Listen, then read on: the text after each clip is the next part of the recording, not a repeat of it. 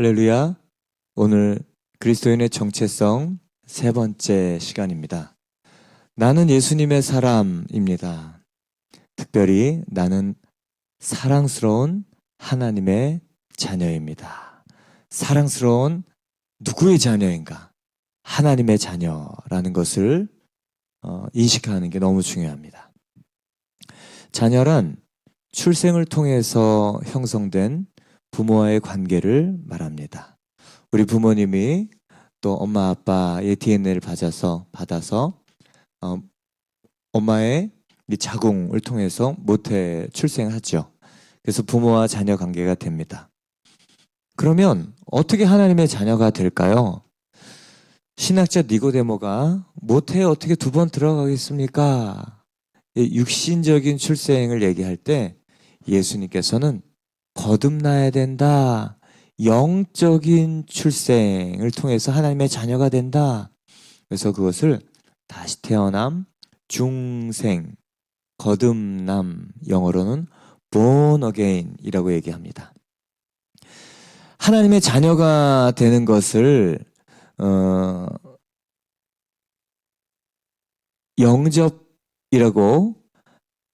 영접이란 예수님의 그 존재와 사역을 내가 받아들이는 것, receive, 받아들일 때 하나님의 자녀가 되는 권세를 주신다고 했어요.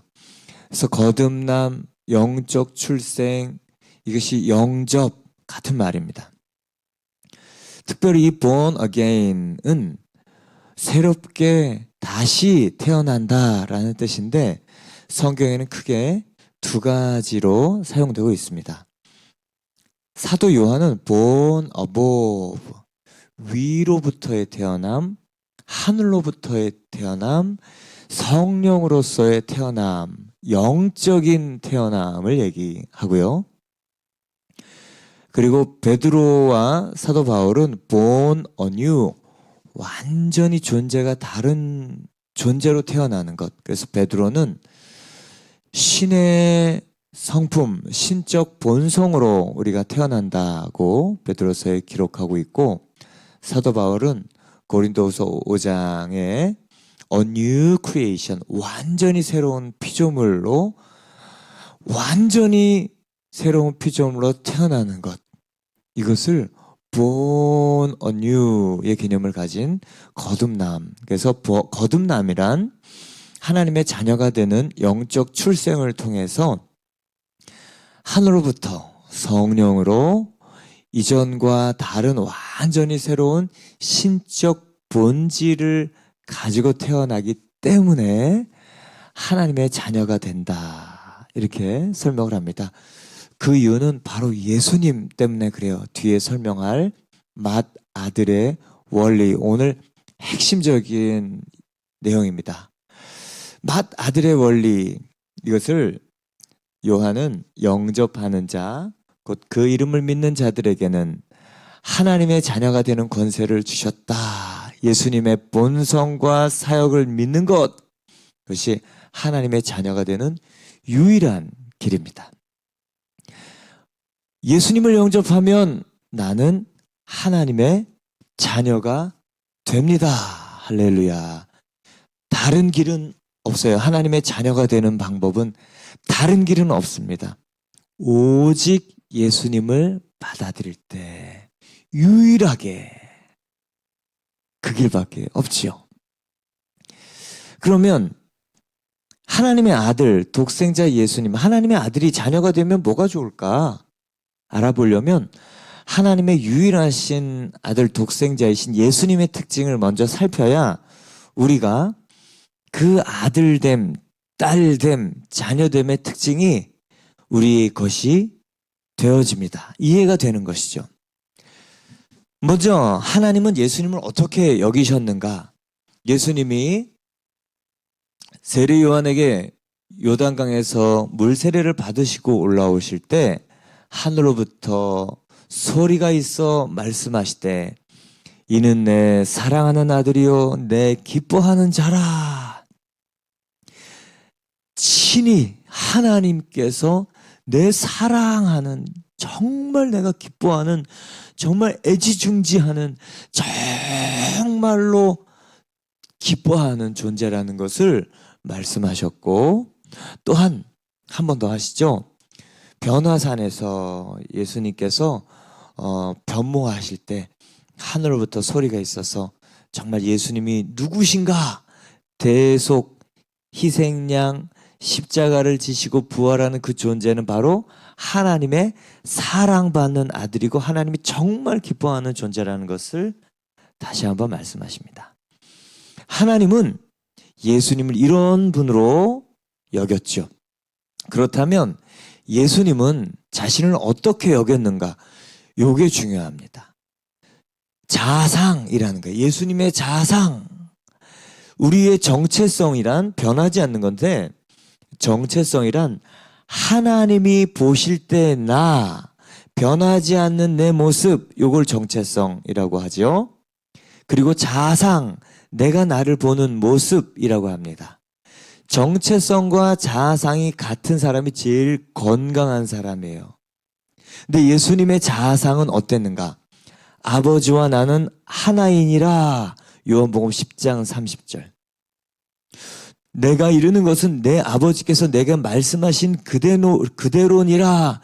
요한복음 12장 50절. 예수님은 자신을 어떻게 보았는가? 하나님과 아버지와 나는 하나다. 아버지께서 말씀하신 것을 그대로 믿고 말한다. 예수님의 자아상은요, 하나님이 예수님을 보시는 그대로 자신을 여겼다. 이게 너무 중요합니다. 하나님의 아들 예수님의 특징, 예수님은 하나님이 보시는 대로 자신을 보았다. 나는 하나님께 사랑받는 자다. 나는 하나님이 즐거워하시고 기뻐하는 자다. 그리고 나와 아버지는 하나이고 나는 아버지께서 가르치시고 말씀하신 것들을 그대로 말한다. 이 자아상과 정체성이 같으면 하나님이 나를 통해서 하시는 일들을 그대로 합니다.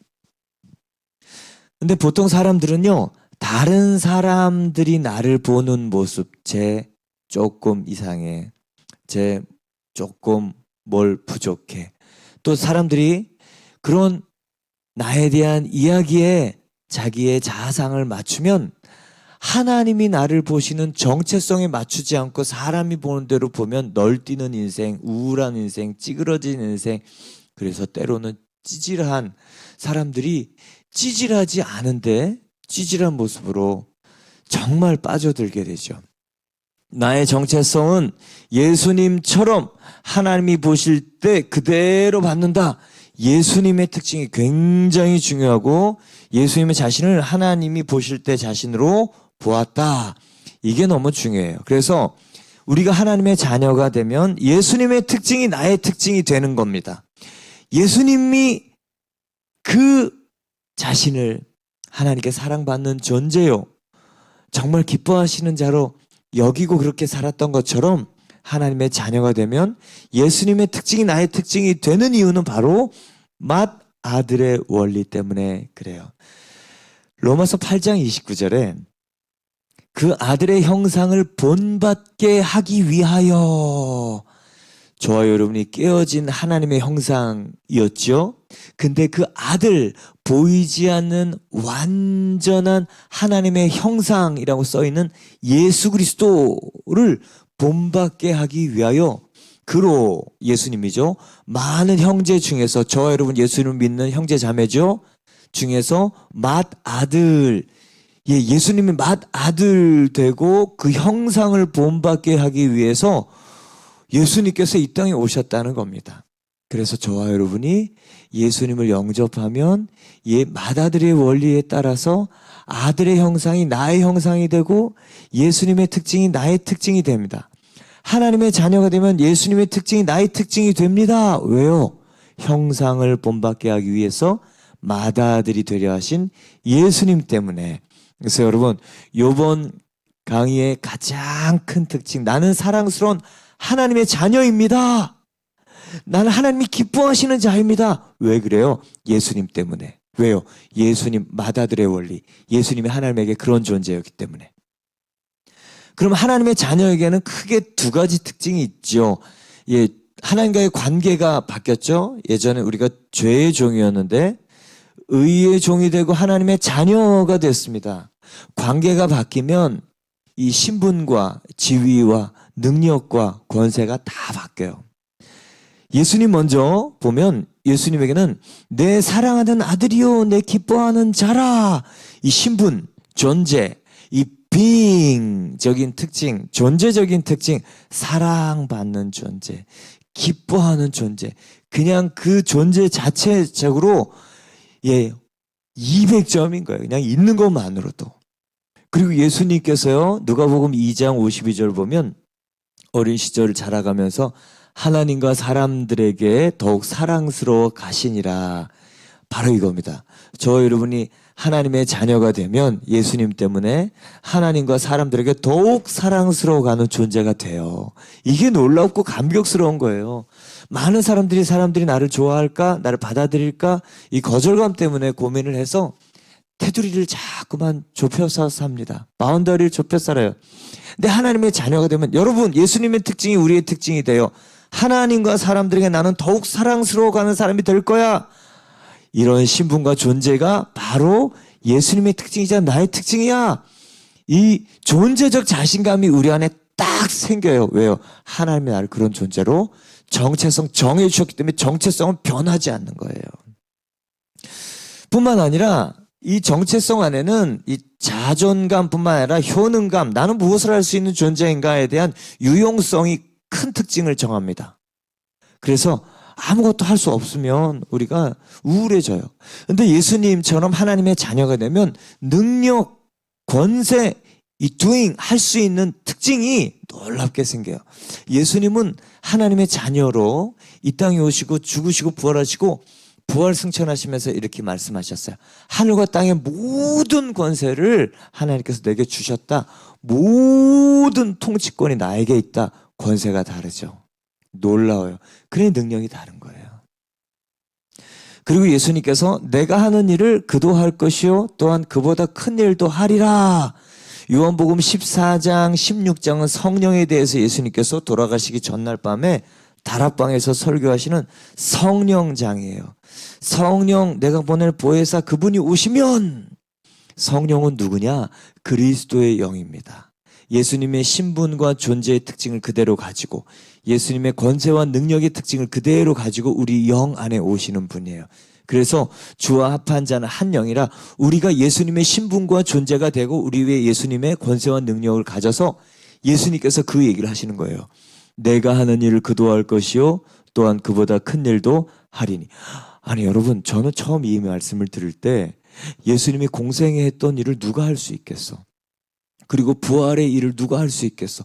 그런데 성령이 들어오면 예수님의 모든 능력이 우리 안에 함께 합법적으로 모든 권세가 들어오는 것입니다. 그래서 내가 나를 제한하지 않으면 예수님의 모든 일을 내가 할 수 있다. 여러분, 얼마나 놀라요.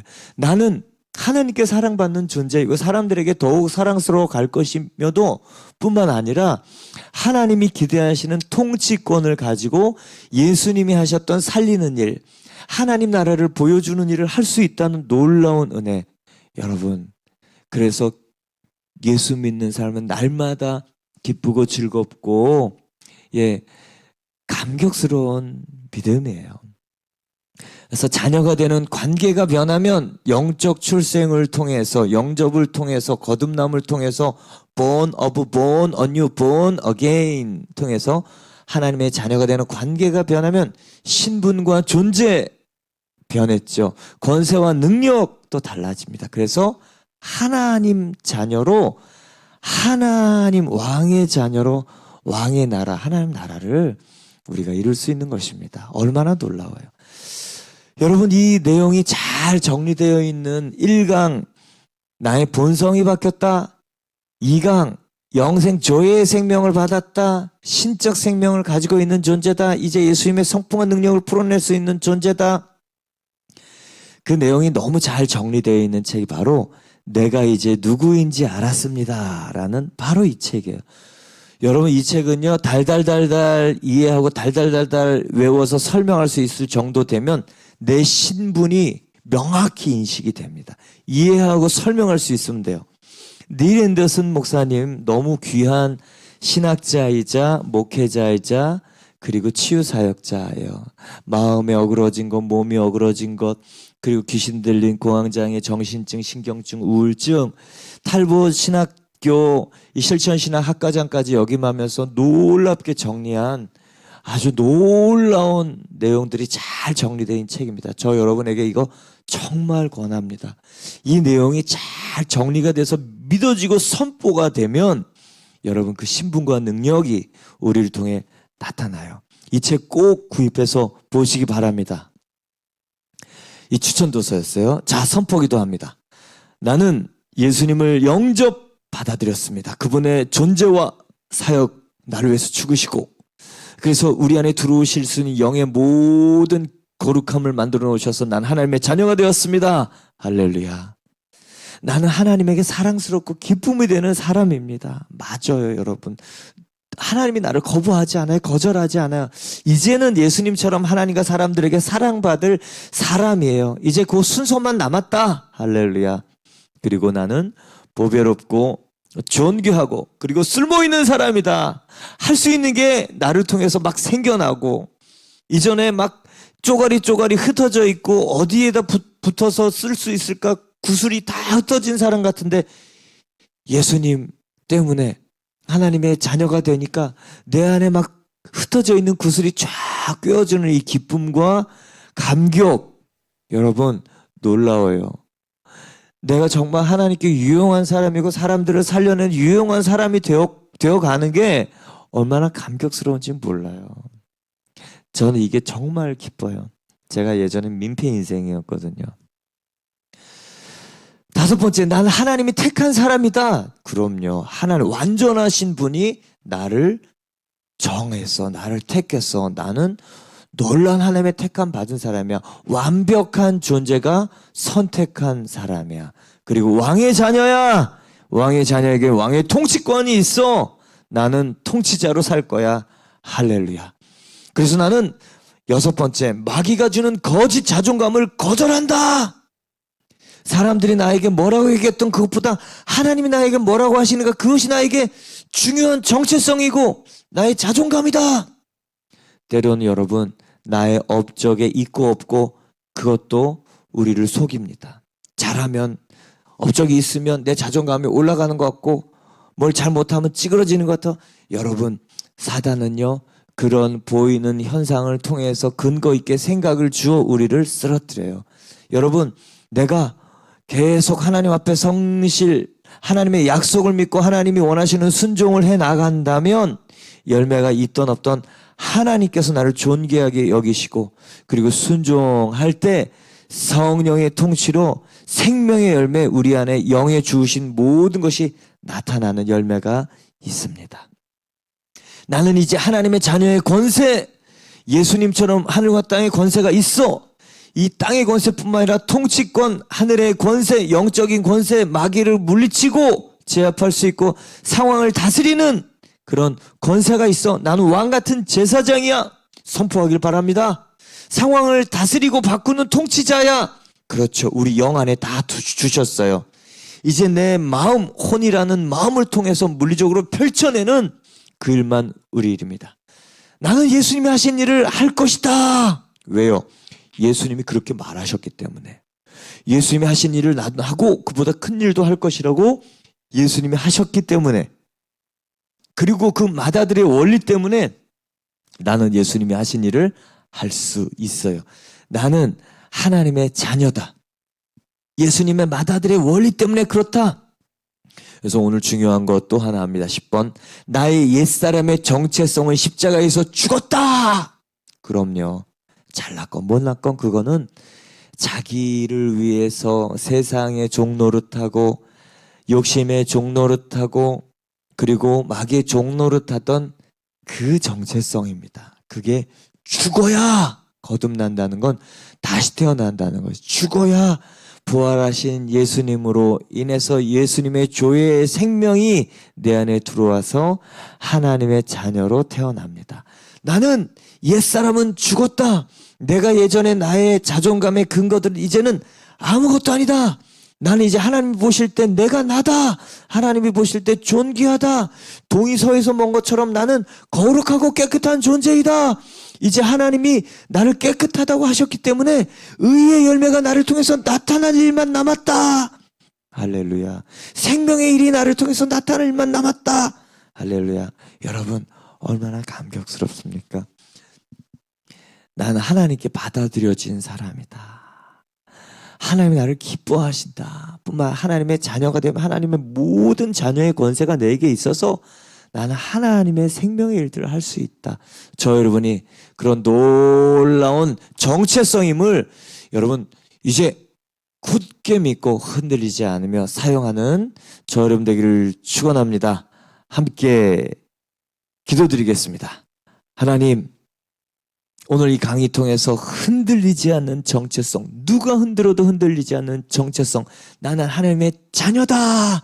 마귀의 종에서, 마귀 자식에서 예수 그리스도의 놀라운 십자가와 부활을 통해서 거듭났기에 하나님의 자녀가 되었고, 자녀이면 곧 하나님의 상속자, 통치자로 이 땅을 다스리면 살아갈 것이다.